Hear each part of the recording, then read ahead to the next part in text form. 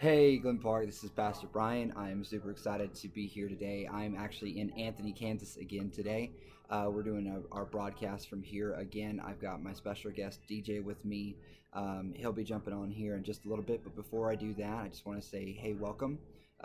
This is a segment called Coffee with Bryan. We do every Thursday at 2 p.m. I like to play games. I tell you what's going on in the lives of our student ministry. Things will be a little bit more hectic as July is now taking place. I've got camp literally every single week, and so this next week I'll be out at middle school camp. I'm the camp dean. I'm going to try to do the best I can to get you guys out a product every single week. It will be Coffee with Bryan, but it won't be as big of like a Q&A. It'll be more of a premiere. Like I'll be shooting videos out for you. That way you can kind of see what's going on.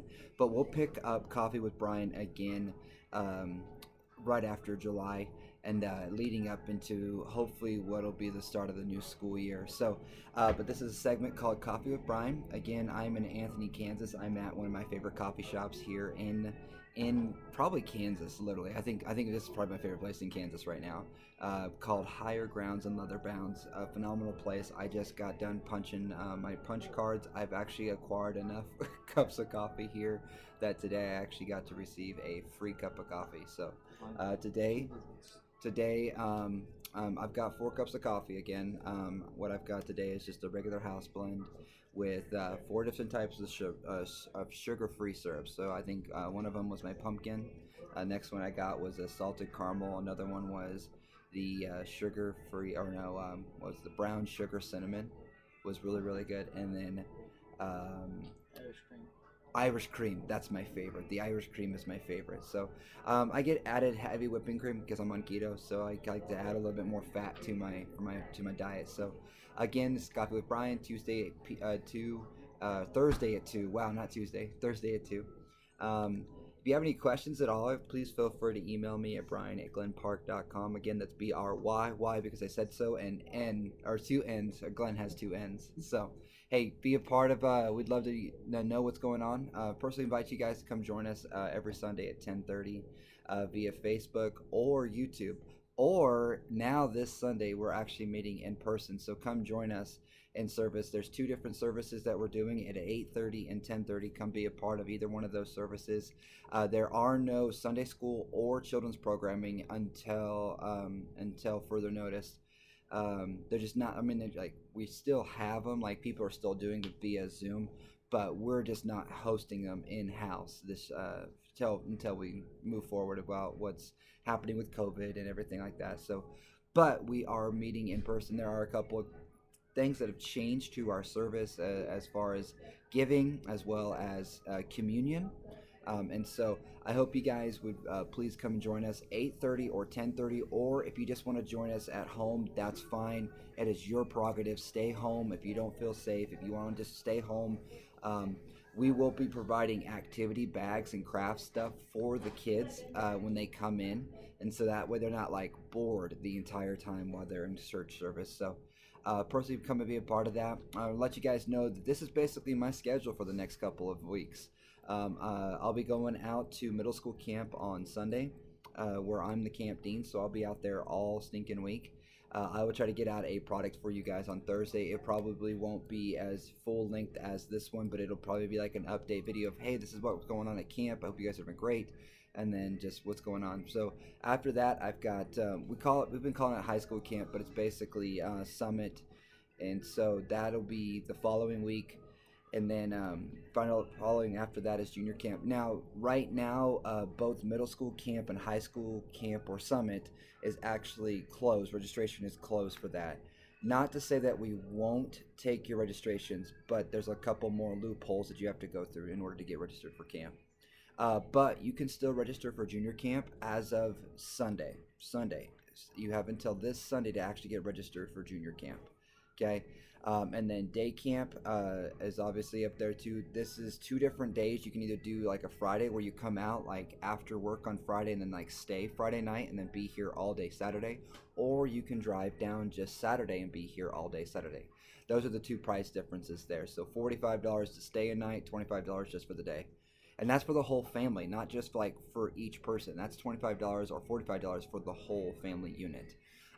Kids camp also, which I'm looking forward to. My son Bradley will be going in there, and I'll be the sponsor with him, not just as a sponsor, as the youth leader, but as his dad, being able to be a part of that. So, if you have any questions, please email me at Bryan at Bryan at Glen Park, GLE 2 N's Park.com. Register at prairieviewcamp.org. We'd love to have your students come be a part of that. Don't forget that every Monday, Tuesday, and Wednesday, our senior pastor does a segment called. I'm sorry, my house alarm is going off at my house. I think my wife activated our alarm, so I don't know what she did. So, anyways, don't forget Ask Your Pastor with Pastor Pete every Monday, Tuesday, and Wednesday. Note the two different time changes though. Monday and Tuesdays at 2 p.m. and Wednesdays at 7 p.m. And then you can find that on Facebook as well as our YouTube one. I don't have the YouTube link on here, but if you have found us over on YouTube, like and subscribe and click that notification mark so whenever we go live, you can join us live. And then I would be remiss if I didn't plug our dear Miss Becky and her Miss Becky's Corner. This is such a fun segment. I just heard them recording this the other day. I was out over by my check-in trying to get some stuff worked out over there. And I was hearing Pastor Pete and her down in the bed or down in the classroom, working and recording that. And so I'm so excited to hear what Miss Becky's Corner looks like today. So that'll be coming out sometime. That should be coming out today, Thursday at 12:30. And then also she emails that out to a couple of the parents that she has emails for. So. Well, hey guys, again, this is called Coffee with Bryan. This is a segment I do every single Thursday, 2 p.m. It will be slowing down. It won't be as consistent as it was before, and it will be a lot different. It will just be basically me giving you like an update video of like, hey, this is where I'm at right now. If you have any questions about what's coming up, please feel free to email me at bryan@glenpark.com. That is BRY. Why? Because I said so, and Glen, 2 N's.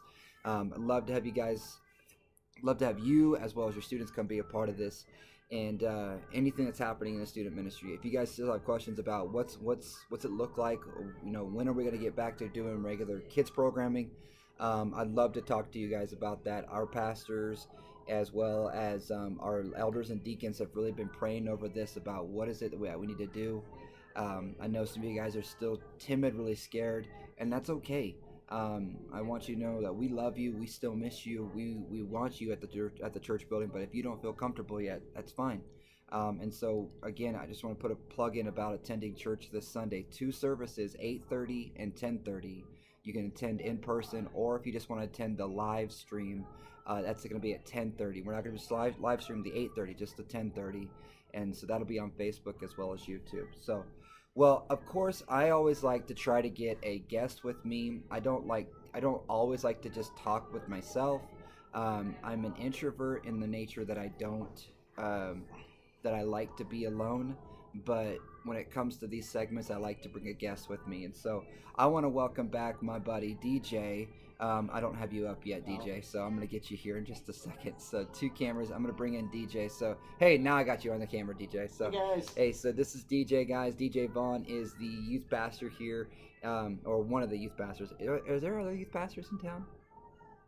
I don't know if there's any official youth pastors. Okay, well, let's just say, so DJ Vaughn is the youth pastor at Anthony Christian Church here in town. If you guys have ever driven into Anthony from like Wichita, it's basically the first church you see right when you walk in, or right when you drive into town. It's right next to Napa.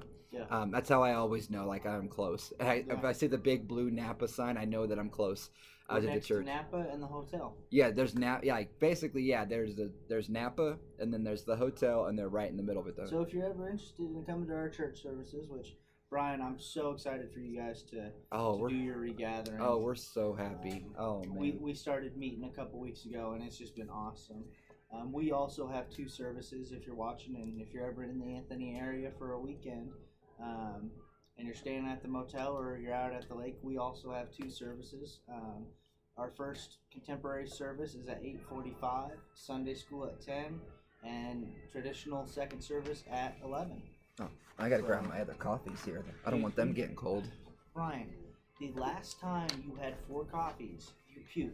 I know, but I'll make sure to eat something now though. I'll be able to. I'm gonna try to eat something this go round. So. Okay. Okay, so DJ, just like last time, I like to play a game with everybody. So, and so today, with this being July, and this coming Saturday is the 4th of July. This is going to be our 4th of July edition of of Coffee with Your Bryan. Wow, I keep saying Ask Your Pastor, but this is going to be the 4th of July edition. So because of that, I wanted to play a 4th of July themed game with you to ask you as a borderline Gen Zer to give me some knowledge or to test your knowledge of the Independence Day. Okay. Of what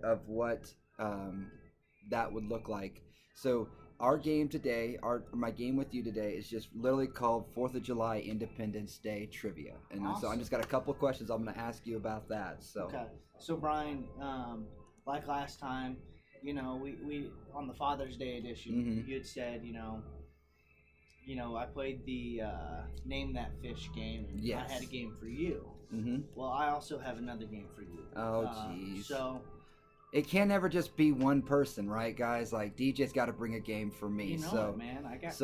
Because I never get asked to play games though. Exactly. So I like this is why like I like coming down here so that DJ and I can play games with each other. So mine is Independence Day trivia. And when I think of Independence Day and 4th of July, I think of you got the basics, the fireworks, the pool or the kids out at the lake. There's other things along with that. You've got the barbecues, the family getting together, all the friends hanging out.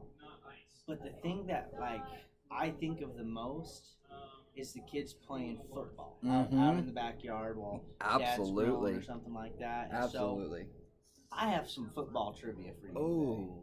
Oh, gosh, guys, I love football. So this will be interesting to see if I actually know my football. And see, I was thinking about just doing Broncos because I know you're a Bronco fan. Yes. But I wanted to expand it and make it more harder. Okay, harder? More complicated. More harder. Yeah, more. Is that what meticulous means? Guys, that's an inside joke with DJ and I. We were one day at his house and we were talking about him. He's going to school right now and he was doing some homework and I wasn't doing homework. Oh, he wasn't doing homework. We were talking about him doing homework. My wife takes a couple hours to do an assignment. Yeah. Because she had a 4.0 all the way through high school, college when she graduated the first time from Cali.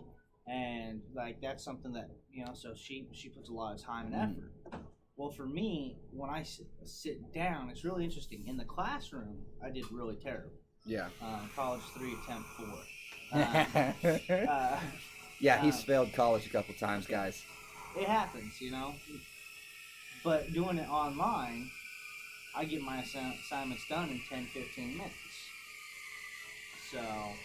Yeah. I wasn't actually doing homework. We were talking about it. Yeah, but we were talking about that, about how different DJ is compared to Courtly, his wife. And what I said is because I understand where Courtly's coming from. I used to put in hours of work into a project in order to make it really, really good. And so I said, here's the thing, DJ, is Courtly and I are gonna put we're gonna put our work out there, and it's gonna be very meticulous.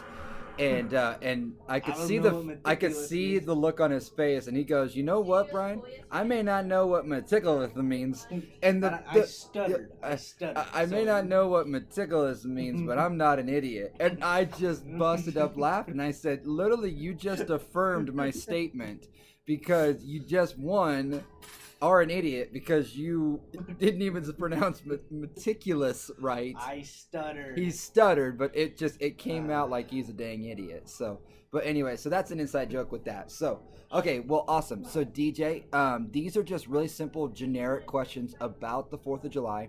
There'll be a couple of true and false questions, and then there will be some multiple choice questions, and so you can kind of pick which ones you're kind of thinking here. I need to pull up my my answer key because on some of the true and false ones, I'd love to do follow up with it so that you kind of know like Know why it's true. know or why it's it's false. true or why it's false. Gotcha. So that way then I mean it kind of gives our viewers some cool insight to what About independence. about Independence Day too. So that's why I kind of want to do this, like educate you as well as myself, because I was learning some stuff here, but also kind of viewing our helping our viewing audience here. So okay, so DJ, let me go ahead and pull up my first question here for you. This one is like what I call a softball. Okay, it's a softball question. So do you have it on your screen right there? It says who wrote the Declaration of Independence? Yeah, but I'm confused. Or wait. It says who wrote the Declaration? Oh, sorry. It's supposed to say when. Gotcha. Okay, when. Okay. Hmm. So when was the Declaration of Independence actually wrote? So this was actually a question I was gonna do, but I thought it was too easy. So then I must have just like went to another question and started writing the answer keys. So it's actually supposed to say when was the Declaration of Independence written? Gotcha, That's the actual question. So is it 1876, 1776, 1476, or 1676? Well, I know that we celebrated Independence Day the first day on July 4th, 1776. Yes, you are correct. Awesome. You got that one right at least. Okay? All right, Awesome. Bryan. Okay, so you got a question for me. Yes. Which was the last team in 2008 to go undefeated? 2008, Yep. the last team You have the Cleveland Browns to go undefeated. Okay. Green Bay Packers, Okay. New England Patriots, Okay. or the Tennessee Titans. So it's asking at 2008. In 2008, who was the last team with an undefeated record? Wasn't the Browns? It was the Titans. The Titans went The undefeated? Titans lasted all the way to Week 12 with a 10-0 record. In Week 12, they met Brett Favre and the New York Jets. Oh, The sorry. Titans in I had it place. confused. I thought it was like they were winless. Oh. Okay. Wow. Okay. There we go. Yeah. Okay. Here we go. Ready? So here we go. Which city was the first to celebrate Independence Day on July 4th? Was it Norfolk, Virginia, Washington, D.C., New York, or Philadelphia, Pennsylvania? Oh, That's a tough one. I know, right? Because all of these could probably be it, but there's one that's very prominent. I'll say that. The first city to actually celebrate Independence Day on July 4th. Because, See, oh man, that's a tough one. I know. So, I'm really leaning towards Philadelphia. is that what you're going to go for? Is that your final answer? I'm gonna lock it in and say yes. Yes, you are correct. It is. It's Philadelphia, Pennsylvania. See, the other one that I was torn on was Washington, D.C. Yeah. Yep. So, okay. All right, Bryan, my next question for you. Okay. Where'd it go? When the two leagues merged for the 1970 season, some teams went from the NFL to the AFC and from the AFL to the NFC, Yes. along with 3 division systems for each conference. In 2002, the league did a geographical realignment of all the teams and went into 4 divisions, into a 4-division system for each conference. Yeah. Beginning with the 1970 season, which 2006 team has changed divisions and or conferences the most? The divisions and conferences? Or conferences. And or conference. Is there options? Yes. Okay. I was So- going to say, I was like, I could think of a couple. So, New York Jets, Okay. you've got the Denver Broncos, Okay. Tampa Bay Buccaneers, Okay. and Baltimore Ravens. Baltimore. Tampa Bay. No. Yes. When the They Bucks, were a different conference? when the Bucks and Seahawks came into the league in 1976, the Bucks were in the AFC West and the Seahawks were in the NFC West. The following season, the Bucks went to the NFC Central and the Seahawks went to AFC West. Wow. Both teams stayed there until 2002 when the Bucks went to the NFC South and the Seahawks went back to the NFC West. That's crazy. When the Colts moved from Baltimore to Indiana, they stayed in the AFC East until 2002. And when the Oilers moved from Houston to Tennessee, they stayed in the AFC Central until 2002. Gosh, I'm an idiot. So I've got a little bit of backstory for you, too. Okay. Awesome. Okay, next question. Here we go. So, the oldest man to sign the Declaration of Independence was Benjamin Franklin. True or false? False. False. Final answer? Yes. It's actually true. Oh. It's actually true. Do you have an idea of roughly how old do you think he was? Ben Franklin? Yeah, Benjamin Franklin. Benjamin Franklin was said to be 70 years old at the time. 70 years old. And he was the oldest to sign. I'm going to say he was... He was 70. I just said it. Oh. Yeah, he was 70. Okay. So. I was going to... I thought you were saying it was... It said that he was around this age. Yeah, he was 70. He was 70 years old at the time. So. Okay. My turn? Yes. Give me another question. Let's see if I can get one right. You've got at least 2 right so far. All right. So this one is a huge embarrassment for the Cowboys. Okay.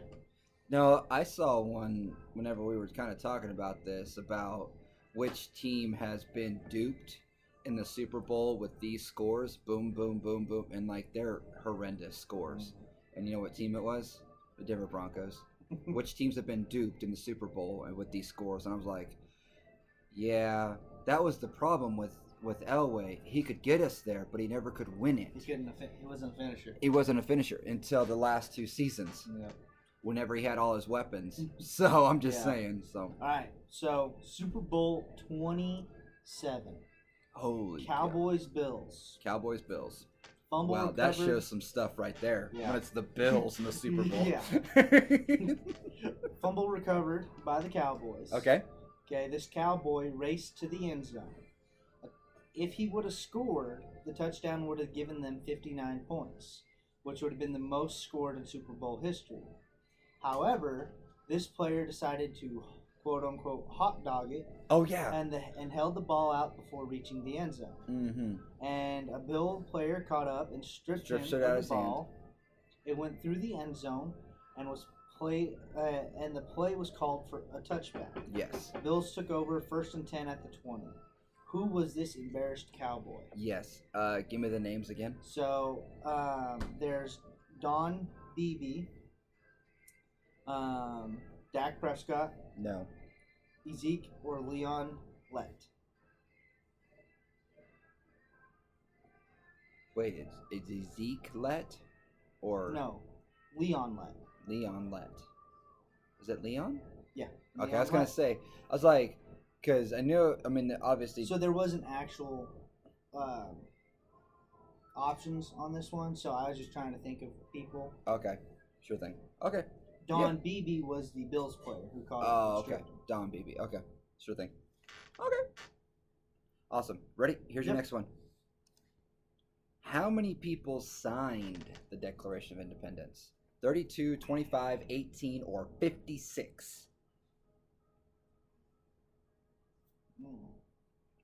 Have you ever seen the Declaration of Independence? Like the physical Declaration of Independence? I would love to go see it. Same. I think I want to check for, that. You want to check for that map? Dude, we can't touch it, though. I know. We can't touch it. I've seen National Treasure. I know how to get it. You know what? I bet they've gone to extreme measures even more now. I wonder if, you can't even breathe on it. Oh, I bet. You can't even breathe on the box that's in the box that's in the box. I'm curious that if the people who actually work and take care of it and, maintain it, if they actually, tested that theory. Yeah. Because, I wonder... I just watched that the other day because, for some reason, I was like, I'm in the mood for Nicolas Cage. And, that was, the movie I thought of. I didn't think of any other Nicolas Cage movie. That was funny. When I think of Nicolas Cage, it instantly went to, National Treasure. But, I could have watched any other one. Con Air is one of my favorites. Dude. Con Air. Snake Eyes. He's also... Face Off is another one. That one's John Travolta. Man, come on. What's another one? He's got that new. He's got that left. There's Ghost Rider. Ghost Rider. He also did one of the Left Behind movies. Did you know that? I don't know. He went and did a Christian movie. Really? Man, there's another movie too that I'm thinking of. Oh my goodness. Okay, so you think about that question while I look up Nicolas Cage movies. Okay. So, 56. Is it 56, 18, 25, or 32? I'm gonna go 32, Brian. 32. Final answer. Yeah. No, it's actually 56. It's actually 56. I was torn between the two.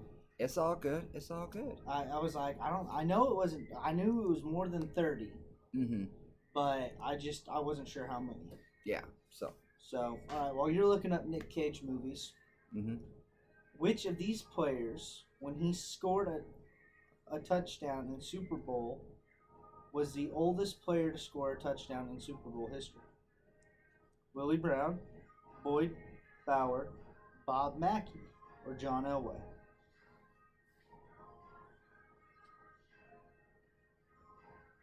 Is it John? John Elway. I was gonna say. Did it at 38 and Super Bowl 32. Yep. I remember that. I remember Super Bowl 32. Like, I remember as a little kid, like, watching those. You know, I say little kid, like, that was me as a little kid. But, you know, you kind of grew up, because you're a Green Bay Packers fan, so you watched them win it in 2012. Isn't that funny? I know when the Green Bay Packers won the Super Bowl. Yeah, man. You know what's funny is I can't remember. I know that Denver won Super Bowl 32, or 31 and 32, and I know that they won Super Bowl 50. But I couldn't tell you who won it 2 years ago or 3 years ago. I know the Chiefs won this last year, which I hate. Chiefs, I hate last year. Patriots won it the year before, right? Okay, and then right after that Patriots didn't win it last. Yeah, Patriots did win it last year. Yeah, because it was against the Rams. Is that it? Rams last year. Patriots, Rams, and then no, yeah. Then the year before it was Patriots, Falcons. No. Eagles. Because like the year right before that was the Matt Ryan, 28-3. Yeah. That was bad. Okay, here, next question. Here we go. 4th of July. Oh wait, come on. Change. There we go. Okay. 4th of July celebration increased heavily in the United States after what war? Was it the War of 1812, the American Civil War, World War I, or World War II? Interesting.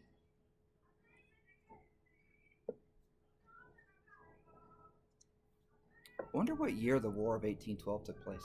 That's a great question. Well, it's like when they talk about the 6-Day War, it actually wasn't 6 days, it was 10 days. Yeah.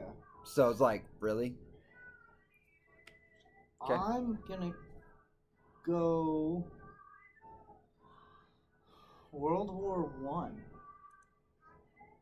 Unfortunately, you're wrong, bro. It's the War of 1812. Interesting. War of 1812. So okay. That's when. Side question for you. Yeah. Not football. What was World War I originally called? World War.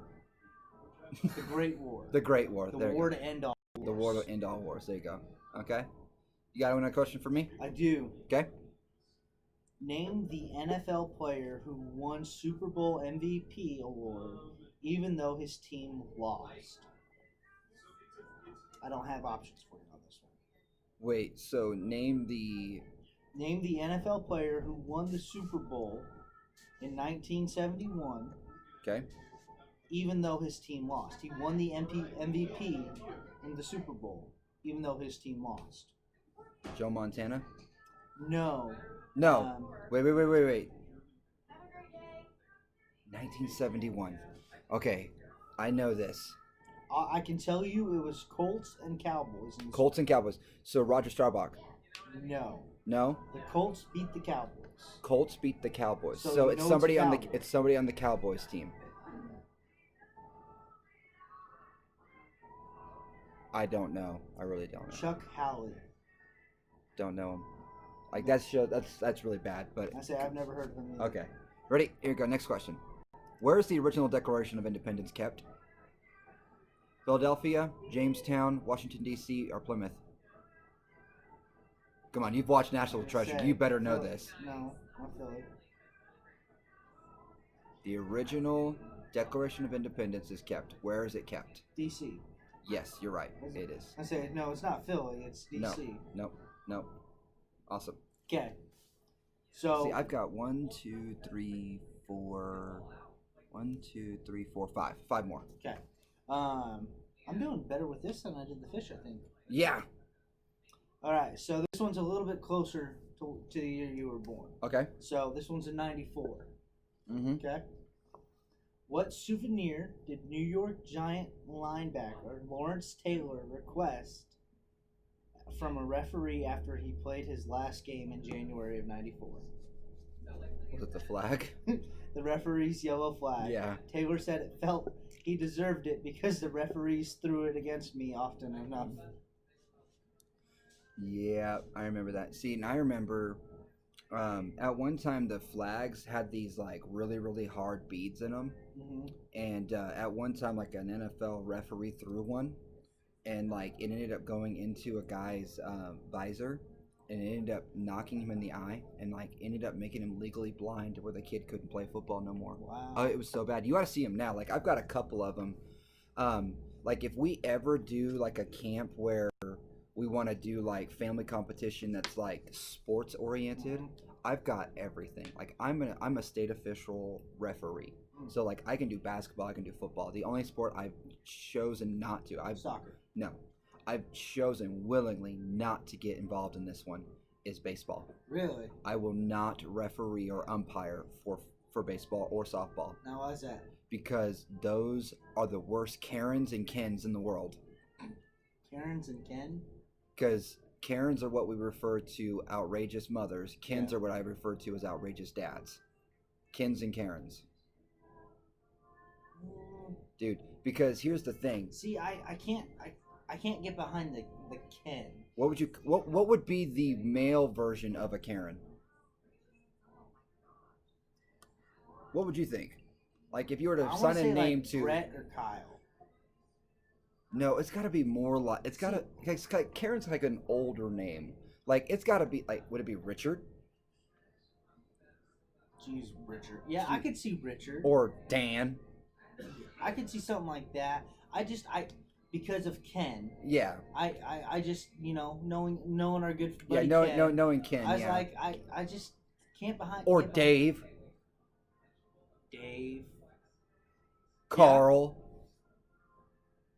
Oh, I know too many good Carls. Like Cool Carl. Yeah.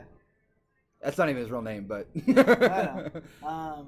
I don't know. I can't get behind maybe Ken. we'll put that out there. Okay, hey, if you guys are watching this, put your suggestion on what the male version of a Karen would be. So let's see what people got, and I'll that'll shoot be you. interesting. That'll be interesting. So, okay.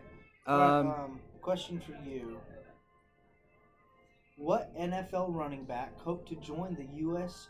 Olympic karate team in the '92 Olympic Summer Games? He quit NFL to go play. No, he hoped to join. Hoped to join in the which ones? In the '92 Olympic Summer Games. 92. Wow, you're talking like when I was like 4. Okay. Does it have any options? It doesn't. I can give you some options. I don't know if they'll. Okay, I won't look at you to make sure that I'm not reading you. Okay. Okay. Give me some options here. Herschel Walker. Okay. Joe Montana. Brett Favre. And so it's obviously not the last one because it's one of the first 3 because you're having to think of one. Are you sure? I don't know. Exactly. I'm gonna say Herschel Walker, anyways. That's right. Yeah. The only one that was the only one I could think of that would probably be physically fit enough to probably do that. I'm not saying Joe Montana wasn't a strong dude, but he wasn't as I would say as athletic to do karate like That's that. Fair. So, and Brett Favre, I could see him doing it, but I think he would probably like go to the Olympics for like trap shooting or something. Yeah. He's like, I could see why you like Green Bay because you had Brett Favre, because he was like the outdoorsman type. So, fun fact for you: the first Green Bay Packer game I watched was like the first one I watched, and I've been a fan of them ever since. Was 2012 when they won the Super Bowl. Really? Yeah. Wow. So that was my first Packers game. Really? And then after that, I've been a Packers fan. Cool. I always like asking that question, like when people tell me, that they're fans of a team or something like that, and especially like when you find someone that's from Kansas that isn't like a Chief fan or a Bronco fan. Yeah. Asking them, like, well, what was the point of which you were a fan? Mm-hmm. You can give me the lame excuses of like, well, it's just how my family's always cheered for, but in my family, it's not that way. Like my dad's a diehard Raiders fan. My uncle is a Chief fan. My grandma is a Bronco fan. My stepdad, he's a Saints fan. And so it's like I love asking that question. When was the point of which you knew this was your team? Yeah. And for you, it seems like that was the Super Bowl. Yeah. Like you watched it. And I tell people that all the time. For me, it was whenever Denver. So Denver with John Elway, I watched him, all through the 90s basically, up until 96, 97, and 98, I guess. But those AFC games where they called it The Drive, like the original The Drive happened like in the 80s. But there was one where Denver had to travel. Like they got the ball, but it was on like their 1 yard line, and they had to drive the whole length of the field, and they had to score.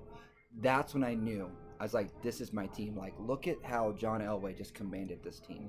And so from that moment, I've always loved it. And see, for me, I grew up watching 2 Super Bowls, like back to back to each other. People like John Elway, Terrell Davis, Eddie McCaffrey, Shannon Sharp, Rod Smith. These were guys that I just loved. Bill Romanowski. Oh my gosh. These were people that I just would look up to. And then the other thing that I loved most about Denver was at the time when they won those Super Bowls, they had the most undersized offensive linemen. They were statistically and stat-wise, I guess like physically, they were smaller than everybody else. But what they lacked in size, they made up in technique. And I think that's just what I loved. And so I always used to teach when I would, help out with like youth football. I said, it don't matter about what size you are. It doesn't matter how good your technique is. And so if I can teach you good technique now, I can teach you how to throw a 400-pounder on his butt. Yeah. And so, and that's always a cool story I tell people all the time. It's like, as a defensive lineman, I put a 450-pound man on his butt. An offensive lineman just bull rushing him. When I was in high school, I played football. Mm-hmm. Now, when I was in high school, I weighed significantly less. Yes, you did, guys. He he's tiny. He was tiny. So yeah. You would know it now. Yeah. I'm 230 now. 230. You realize we're the same weight. Yeah, I do. Okay. So I'm 230 now. Mm-hmm. I graduated high school 5 years ago. Yeah. Okay. So you put on like 100 pounds. When I graduated high school, I was 150 pounds. Yeah. So you've almost put 100 pounds. Yeah. on.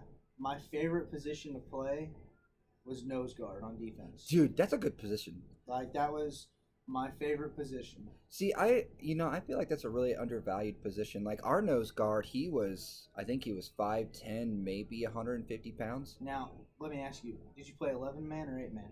We played 8-man. Yes. We played 8-man. We played 8-man all the way. We played 8-man. We played 8-man. I don't care what people say. 8-man football is football. 8-man is really, really fun. I've actually played in a game when I was in middle school against Chase Cats. I remember it well. Who's Chase Cats? It's the town of Chase. Oh. Their mascot is the Cats. Oh. We played against them my 8th grade year, and we played a 6-man football game. Yeah. I think it was an 8-man field. Really? And I've played 8-man on 11-man fields. You got a lot of running room. Mm-hmm. But 6-man on an 8-man field, you have even more room to run. It seems like. It's ridiculous. Like what blows my mind is even the nose guard can go Or Yeah, the center the can go center. out for Yeah, everyone's eligible. Everyone's It's eligible. ridiculous. It's so weird. I mean, that's why, like, I understand you needing to have football. I mean, I just think it's funny, but we got to the point where we're gonna do 6 man. Yeah. You know, I went and watched the 6 man game, and this is just my personal opinion. It wasn't fun. Like, Playing in it was pretty because fun. like I mean, if we you're the won, fat kid, you're gonna die Oh yeah. because you can't run. Yeah. You're getting pulled about every 2 plays because you can't keep up with anybody. You know, you basically just have to be 150 pounds and can run for an hour. Yeah. You know, and so I feel like it does a very. It's almost like body shaming. Like, hey, you're too fat to play 6 man football. I can see that. Yeah. Okay, ready? So here's my question. All right. Here we go. So, what is the most popular way Americans celebrate the 4th of July? Is it with fireworks, parade, barbecue, picnic, or vacation? Well, my first instinct is to say fireworks. Yep. But barbecue is pretty big in America too. Mm-hmm. So it's which one do you want? I think I'm still gonna lock in with fireworks. Fireworks. Actually, it is barbecue. You were right. You should have gone with your instinct on that one. So I need to find that question now so I can do a follow up on it. Trying to find my notes here. Dang. Question 12 on here. All right, easy one for you. Okay, go ahead. How many teams are in the National Football Conference? 16? Yeah. That was supposed to be a trick question. You almost got me on it. I almost said 32, but I was like, wait, no. He said conference. That's 30. That's 16.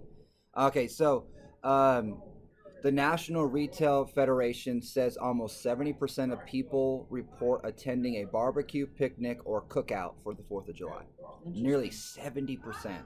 That doesn't. I'm not surprised. Yeah. Okay, next one. Here we go. So, Approximately how many hot dogs do Americans eat on the 4th of July? This one literally is a chance. Like, is it 150 million, 1.5 billion, 50 million, or 800,000 on just the 4th of July alone? Just the 4th of July. If you get this one, it's literally pure chance unless you read statistics like this.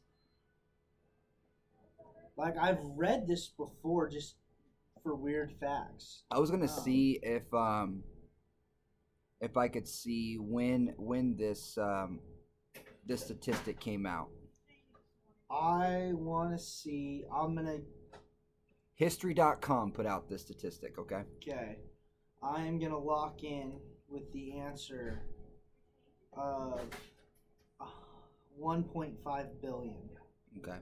It's actually you were close, but it's 100. It's 150 million. Stop. Stop.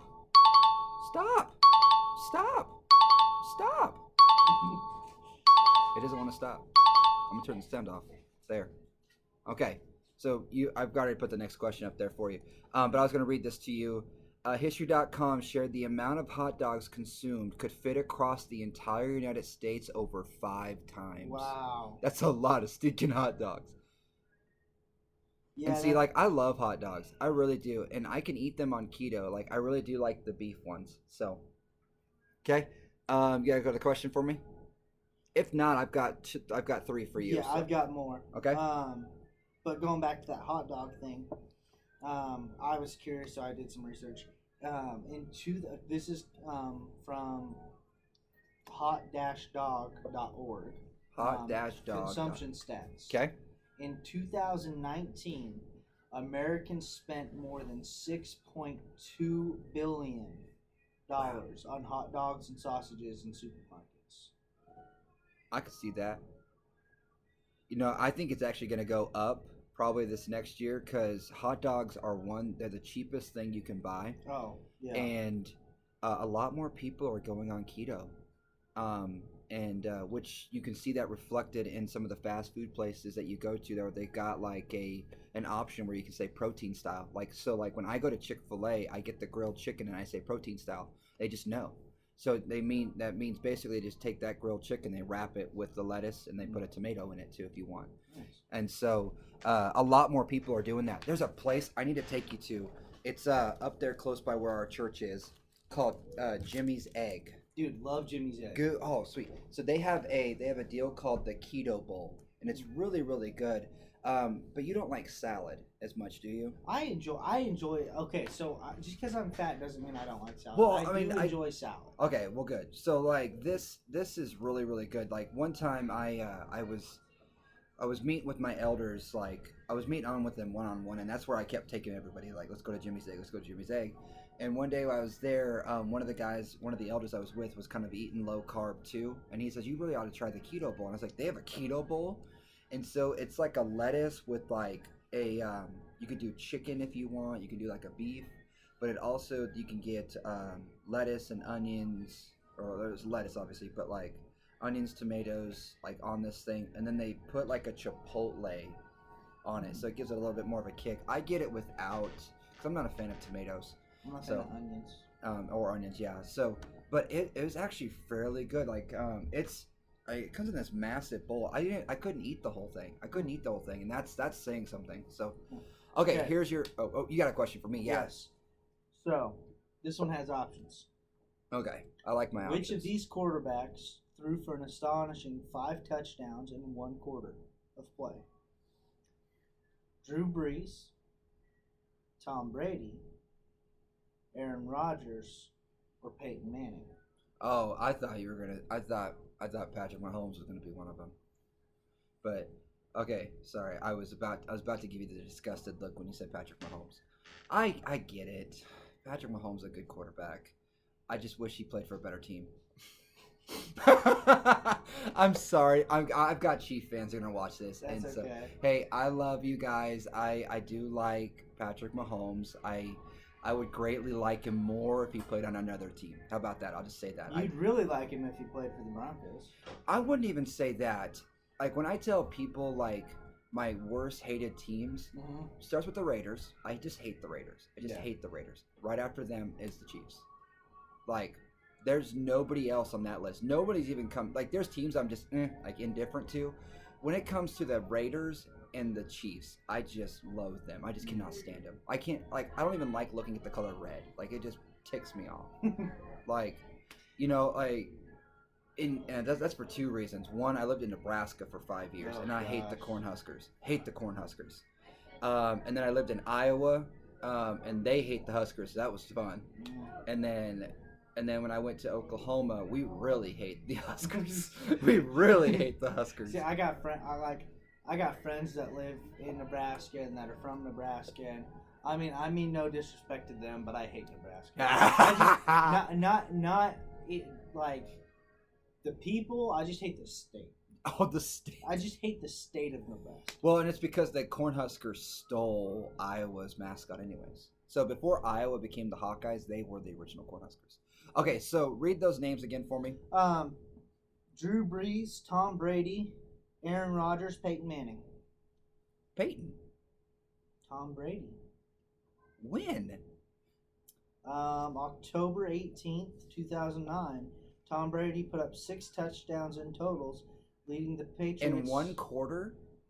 Leading the Patriots to a 59-0 victory over the Titans. Holy It tied the mackerels. previous record for the largest margin victory since the Super Bowl. Tell me, what was the year again? 09. Gosh.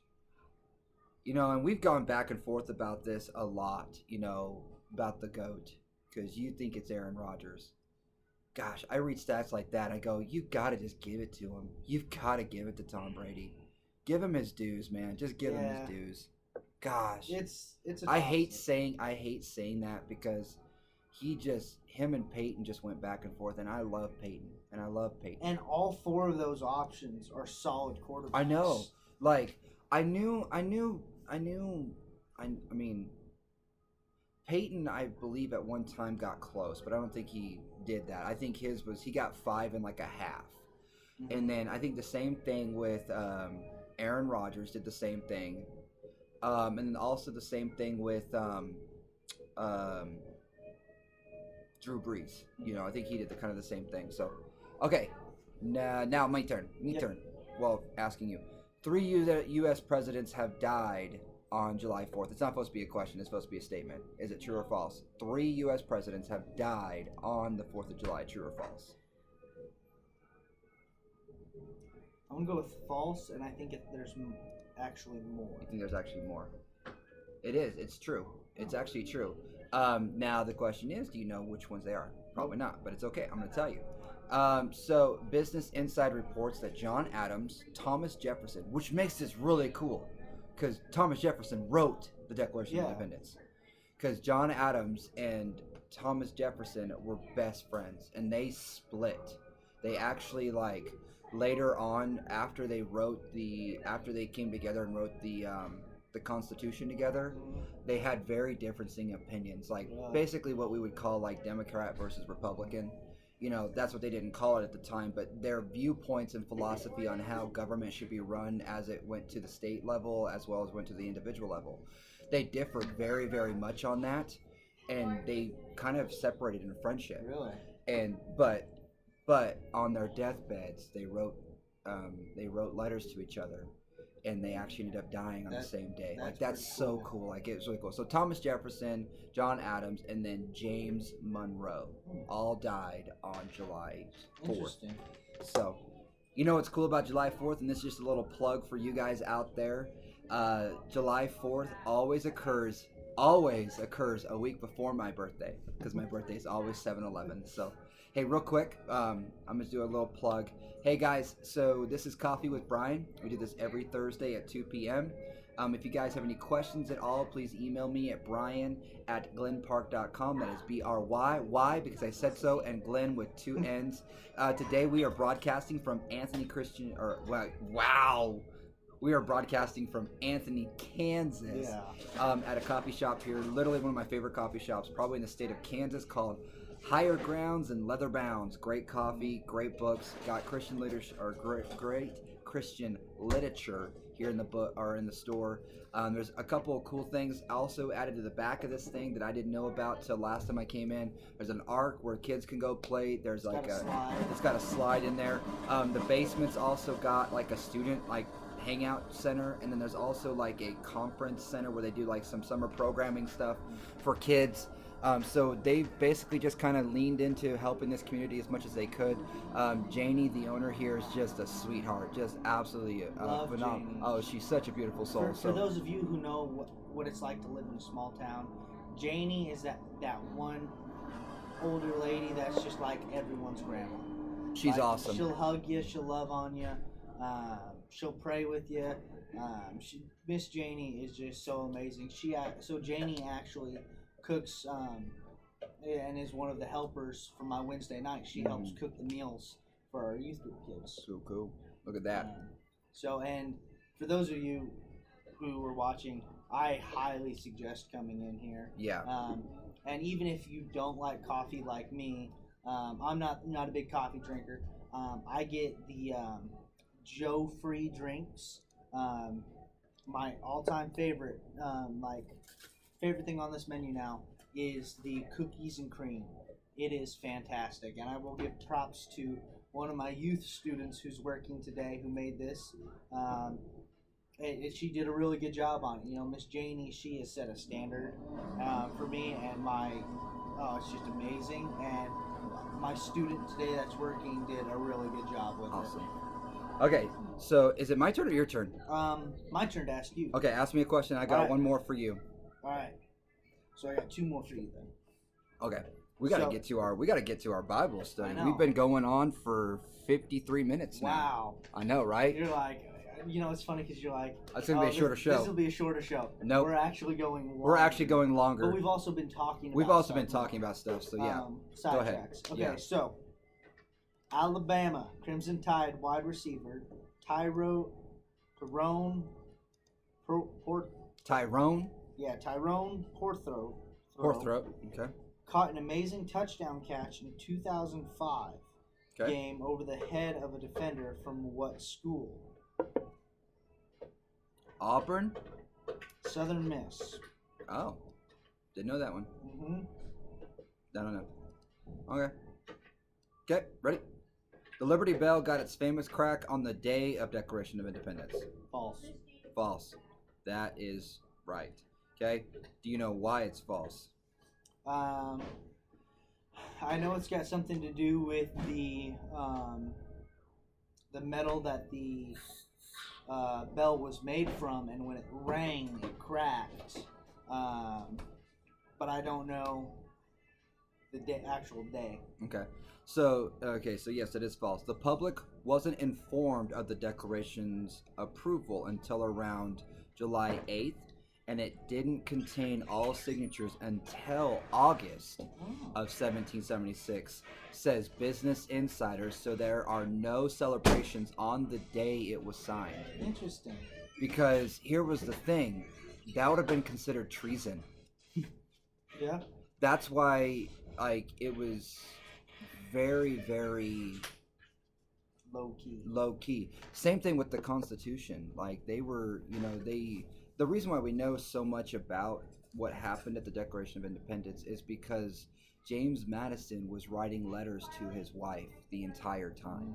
And so we were able to acquire those letters throughout history and know what James Madison was saying to his wife through the whole process. Now, when they came together to write the Constitution, there was a rule. There's nothing. You're not talking with nobody, because there would have been a point, because at the time they had the Articles of Confederation. Yeah. And if they, by writing the Constitution, was considered treason, and they all could have been hung. They all could. Same thing with the Declaration of Independence. Like, if so facto, if America had lost the war against Britain, all of those men would have been hung. They would have all been hung because it was considered treason. It was considered treason. So, it's always beg. This could be a whole other segment.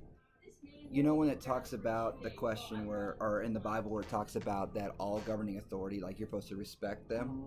What do you do in that situation? Those men did not respect them. That's true. So. All right. Well, I'm gonna switch it over to you, and just our two cameras because I'm done with mine. So. Okay. I need a really good question. I know this is your last one, and then we're gonna get on to our Bible study. So. And the Bible study is gonna be fairly short. So. Oh, Garrison can't help us today. I know. What a bum. What a bum. We can get Corley to come help us. Yeah, and my sister. And your sister. Your sister's pretty cool. She's just like you, just a female version. No. I like her. Okay. Made out with him? What? I'll pick up that on the broadcast. You're gonna be televised over here. Dang. You're making out with people. All right. All right. Okay. So, give me a good one. This is your final one. All right. Jim Brown. Jim Brown. Yes. Okay. After graduating from Syracuse, Jim Brown went on to play 9 seasons in the NFL. Mm-hmm. Despite his dominance, he only led the league in rushing 5 times during his career, 1957 to 1965. Really? He won a championship with the Cleveland Browns. Mm-hmm. Is there a question in this?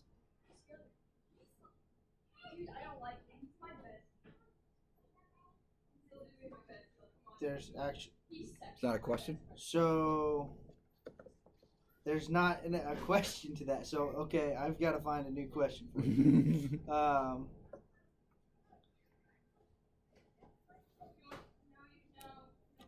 Sorry about that. I was like, ooh, that looks like a good one. It could be a good one. Yeah.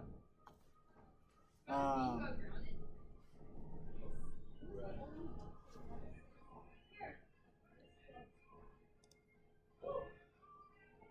right.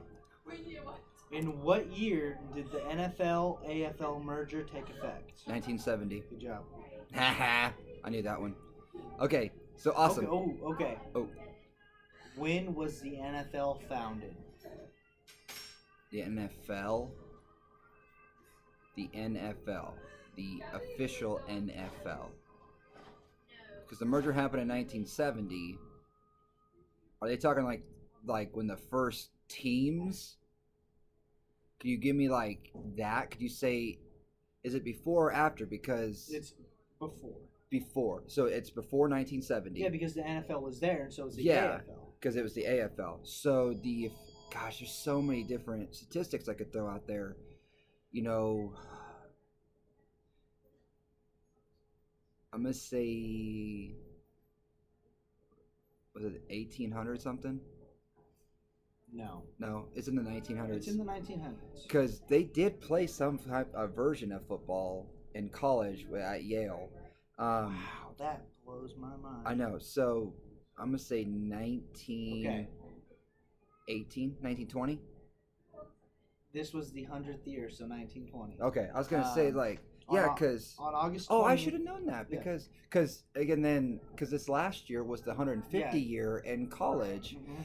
So yeah, this last On year. August 20th, 1920, the league that we know today was formed as the American Professional Football Association. Yeah, Became because the NFL after 2 seasons. The same cannot be said of the teams that played in it. mm-hmm. As of all the original franchises either moved or folded, the Packers were the first of any modern team to be introduced in 21. Yeah, so cool, awesome. Well, DJ, now we've reached the point where we're going to talk about our devotional. We don't have a whole lot of time, but we're just going to kind of breeze through this. So, hey guys, so I know most of you guys like to hang on to this part, and so I don't want to devalue this at all, and so we're really going to talk about this. So it's going to go a little bit over our hour time, but that's fine. Our passage of scripture today is going to come from Ephesians chapter 5, and we're going to be looking at verses 5 through 17. And so let me just read this for you guys. It says, "Look carefully then how you walk, not as unwise, but as wise, making the best use of your time, because the days are evil. Therefore, do not be foolish, but understand what the will of the Lord is." And so here's the question I want to ask you is, what's the difference between a wrong choice and a poor choice? And so DJ, like, you've been on this planet for 20 some odd years. We've made wrong choices and we've made poor choices. Okay? Now, we've made some good ones, but we've also made some really, really good ones, right? So, like, we've made some good choices of saying yes to pursuing our calls. Well, we made some really, really good choices with the women that we married. Yeah. So, I mean, I did. Okay, Bryan, I still don't understand how you married Courtly. I don't know. I don't know how you got Courtly. Like, that's probably even your students back there like smiling, like going, "I don't know how he got Courtly." I know. That's the one question people are always asking me, DJ, how did you get Courtly? And that's one of my favorite memories. Last year on your birthday, we went axe throwing, we went out to eat, and you just very seriously took your plate, set it aside. How did you get Courtly? Yeah. And so I wanted to give a little bit of an example of what the difference is between a wrong choice and a poor choice. Okay, so the wrong choice is like lying to your parents about a trip that you went to the beach. Okay, now the poor choice in that is that you laid out on the beach until your skin boiled. Like you didn't put no sunscreen on. That's a poor choice. If you're gonna go to the beach, first you lied about it. If you're gonna go to the beach, maybe you ought to put something on.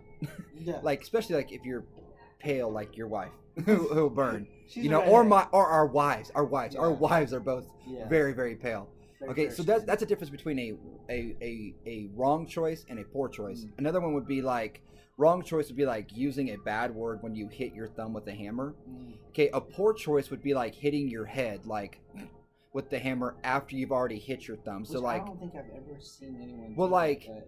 I mean, like if you hit it, and then you like seem like people that are mad that they just hurt themselves and they just like punch themselves or they punch something else. Like, I think that's kind of like what I'm trying to get at. Is like you've hit it, and then you go like, dang it, because I've seen more reciprocating injuries than like from the primary injuries. So, so that would be like a difference between a wrong choice or a wrong choice and a poor choice. And then one of this was the other one. I said a wrong choice would be putting X-Lax in your dog's food. Okay, like, because that's just gonna ruin your dog's entails.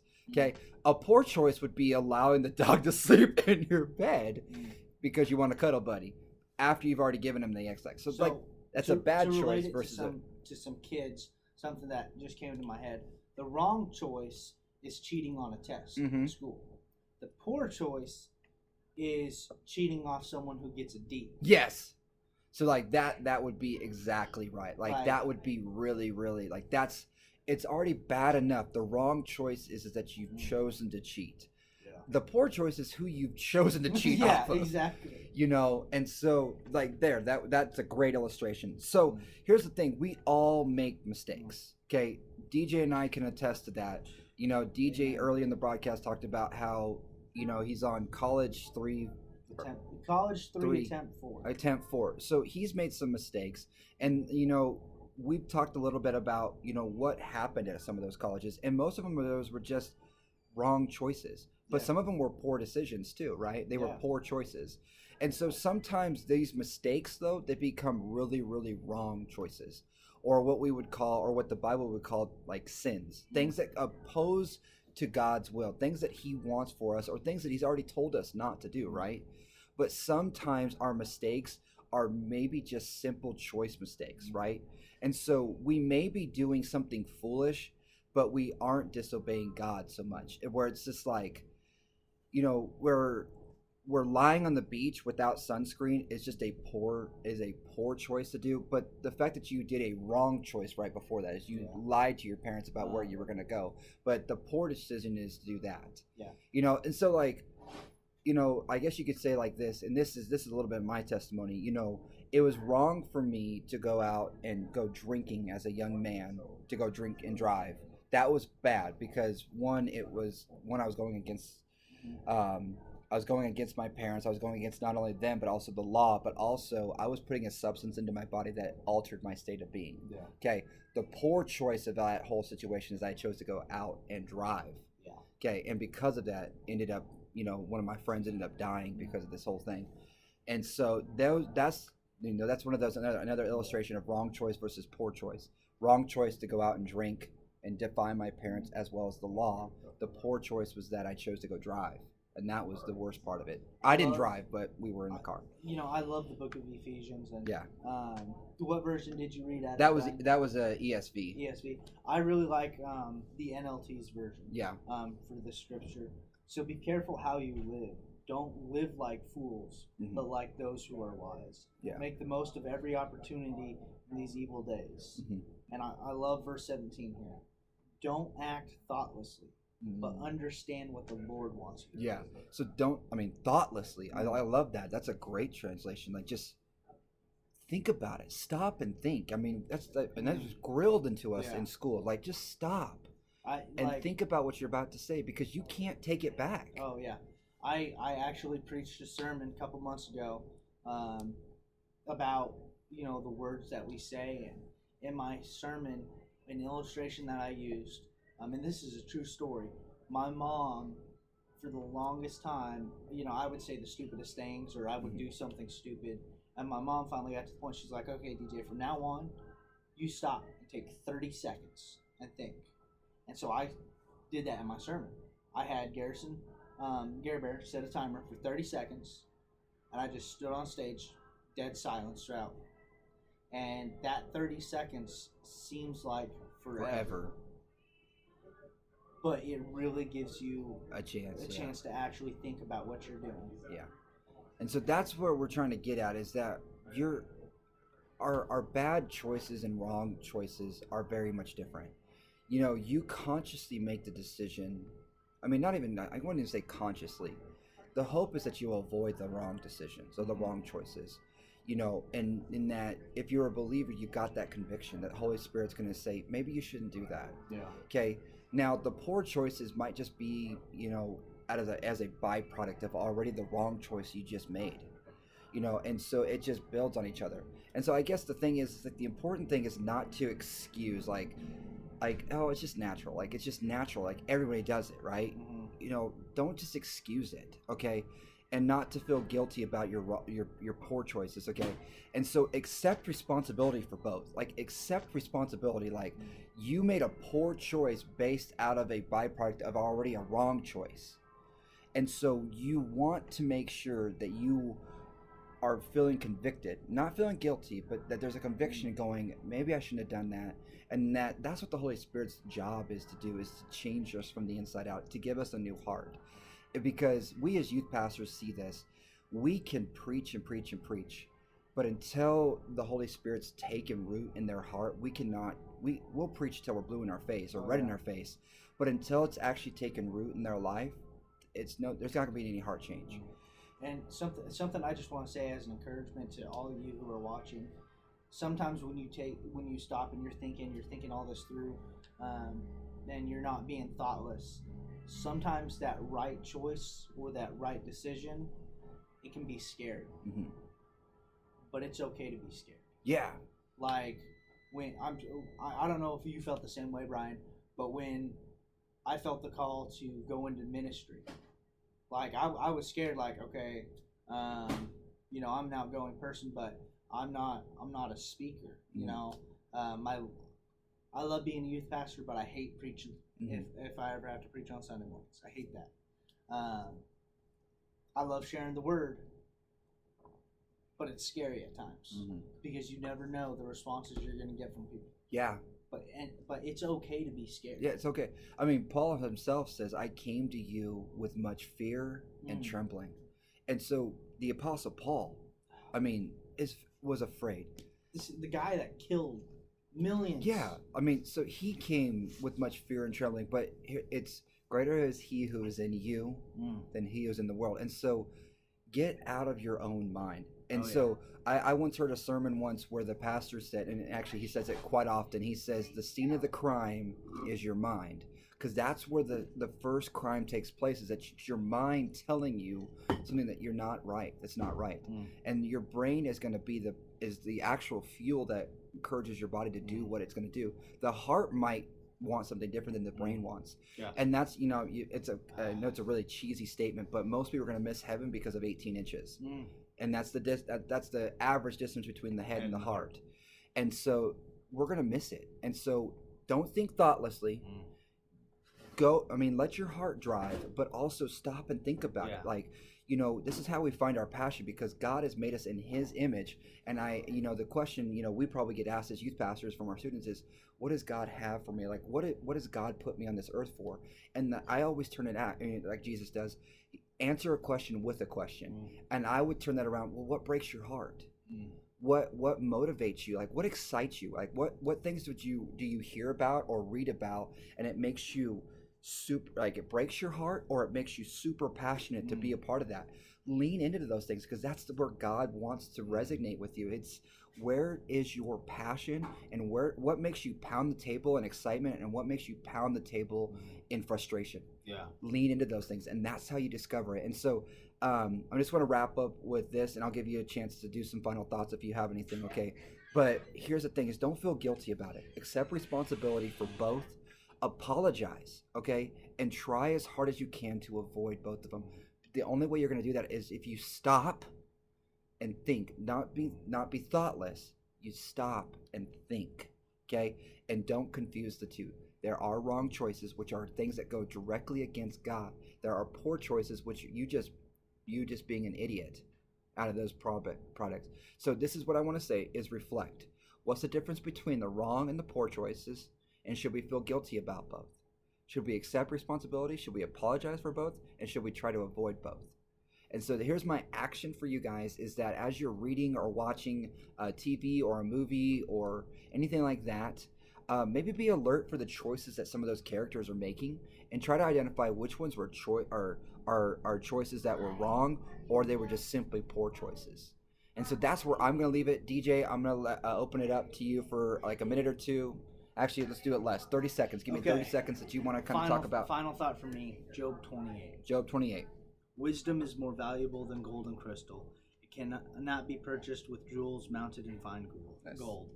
If you're undecided on whether something's right or wrong, seek wisdom. Scripture tells us so many times to seek wisdom and find wisdom. So find an adult, or find one of your best friends or somebody. Talk to them and just ask for their wisdom and their thoughts on it. Absolutely.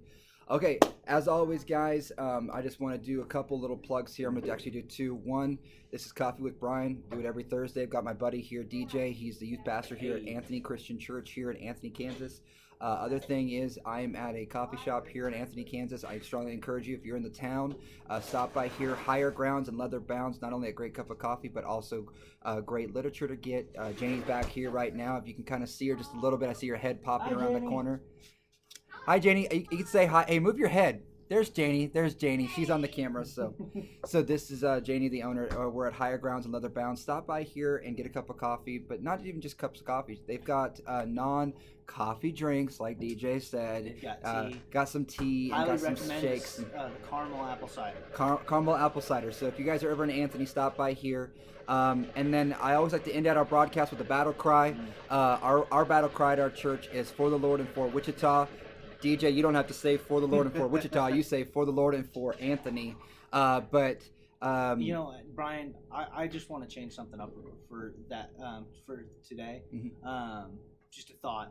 With this being the 4th of July special edition and just the all the craziness, what if we said for the Lord and for America? Yeah, let's do that. I mean, it's the 4th of July when I think we need to reclaim this whole planet, this whole country, but let's just for today, let's do that. I mean, I like that encouragement. Let's do that. And so if you guys are here, you're watching this and you want to do that battle cry with us, we're going to say for the Lord and for America. Like we need America more, or we need God more than ever, and not just for America but for everybody. But for today, since both of us are serving here in the state or in the country of America, and we both dearly love where we serve in this country, that we have this freedom to do this. And so again, if you guys want to do that with us, you guys can do that. But here we go. Ready? 1, 2, 3. For the Lord and for America. Guys, we love you. Have a blessed day, and we'll see you hopefully next week on Coffee with Bryan. We doozies what we choosies. Yes.